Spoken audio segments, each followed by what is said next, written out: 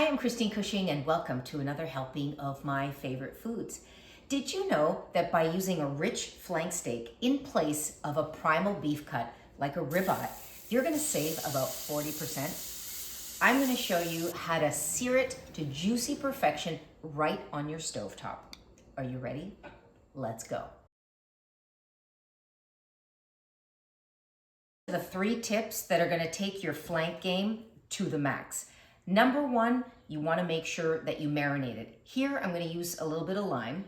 Number 2, grilling or searing super high heat. And number 3, which I think is probably the most important, is slicing it thinly across the grain. So what I've done here is I've actually cut my flank in half so that it's going to fit in my cast iron pan. Let me show you the cast iron pan. I love using the cast iron pan. It's great for these searing techniques. You're going to get a nice char on the outside and then it's going to stay juicy inside. Of course, in the summertime, I would most often grill this outside on the barbecue. But if you don't have a barbecue, this technique of doing it on a cast iron pan, all stovetop, will give you great success. Are you ready?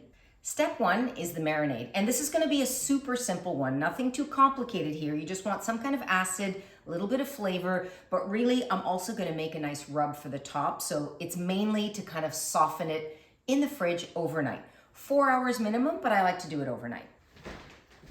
So you can see how this flank steak is thicker on one side and thinner on the other with the lines running through it. And there's no waste. It's super, super lean. Okay, now time for the marinade. I just want to put it into a vessel, shallow, starting with a little lime zest and a drizzle of olive oil. Again, this full recipe is below the video description. And the juice of a whole lime. This is one of those dry limes, you know, when you get it and you think they're going to be juicy, but it's moderate. Oh, secret ingredient, Worcestershire sauce, has umami and a little tang. And a whole clove of garlic. And I'm just pressing it. Now, dry garlic, don't get me started. If you must use it, I'm not going to judge you. I just can't watch. Okay, did you use it yet? I'm not watching. Now, the official term for this is smushing. We want to make sure we smush or blend everything together so that it's nice and even, so it marinates overnight. 4 hours is good, but overnight is better. More smushing. Now I just want to cover that and chill. Okay, I'm going to just get my spice blend ready to put on my beautiful flank to get it on that cast iron pan. I'm starting with a little ground coriander that I like to grind myself. I can control the texture of it that way and keep a little texture. Here comes some cumin, half as much cumin as coriander, and just the chipotle. Smoky. I'm just going to make a simple little blend of this dry rub together. And paired with that marinade, it's really going to give me maximum flavor and a little crust. Just blend it together. And that's good. Now look at what it looks like after it's marinated overnight. See how the meat has changed color? It looks a little bit gray. That's from the lime, so we don't want to overdo it.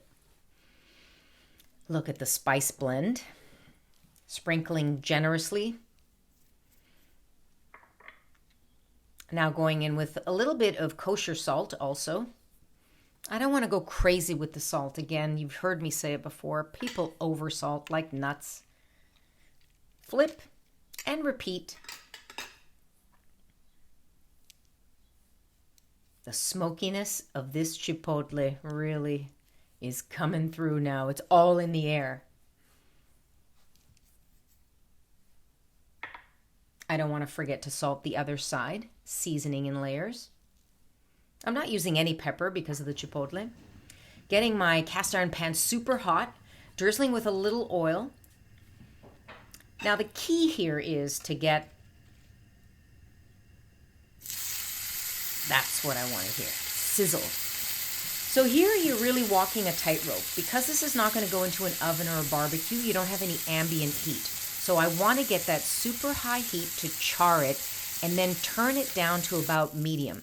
This is going to take about 6 to 8 minutes aside, depending.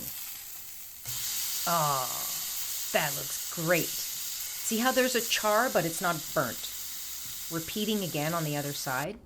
One thing you're gonna have to note, if you make this in your house on a cast iron pan, you are gonna get a little smoke. So you wanna get that fan going max. And you might have a little bit of coughing because that's just the chipotle. Which, by the way, chipotle is just a smoked and dried jalapeno. So there's a bit of spice, a bit more than a regular jalapeno would be, but it's not crazy spicy. Okay, I'm just touching it. This still looks a little bit rare to me. So just a touch more. Thermometer is going to give me my best reading. Insert into the thickest part. Looking for a medium rare. So 125, getting to medium rare. Now I want to let it rest.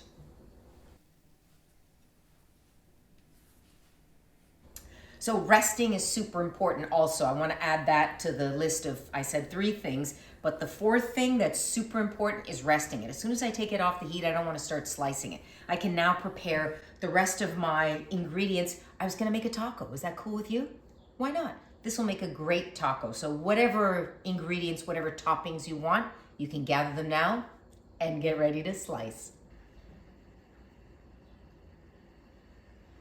Look how fantastic that is. You got a nice sheen on top. You get a little crust, but it's not burnt.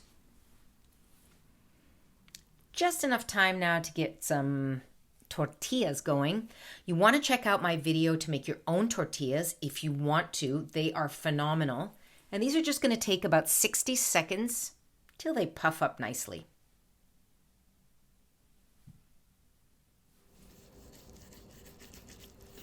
Okay, so you see that? Perfect. That is medium rare. I'm getting a little resistance because of the crust on top. Remember, this was all cooked in the pan. No ambient heat. That's really perfectly cooked. And as I get towards the end, it's a little bit more cooked, obviously.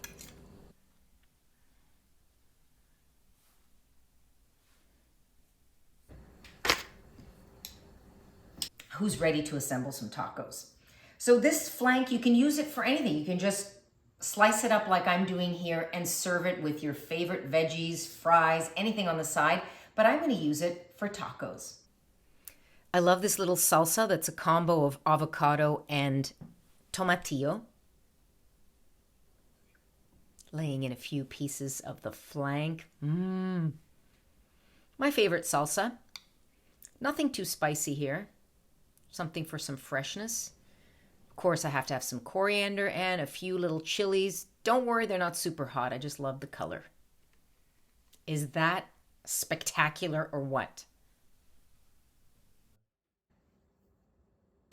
How fantastic does that look when it's sliced? So you see, because it's thinner on one end than the other, you really get the full spectrum. I got from medium well, all the way to medium rare, and almost, I would say it's medium rare right at the tip. So that's also the magic of the flank.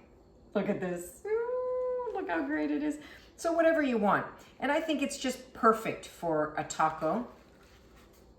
If the mouth isn't watering right now, that means you have not succeeded, but you have if you follow my instructions.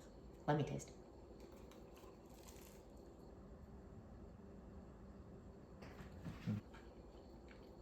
The chipotle is perfect. It's not crazy spicy, although it does create a lot of smoke in the air. Oh man, is that good. Any minute now, my neighbors are gonna start banging on the door to enjoy some of these. So good. Did I mention how good this was? Thank you so much for joining me on another helping of my favorite foods. Let me know what's happening in your kitchen. Like, subscribe, try the flank. See you soon.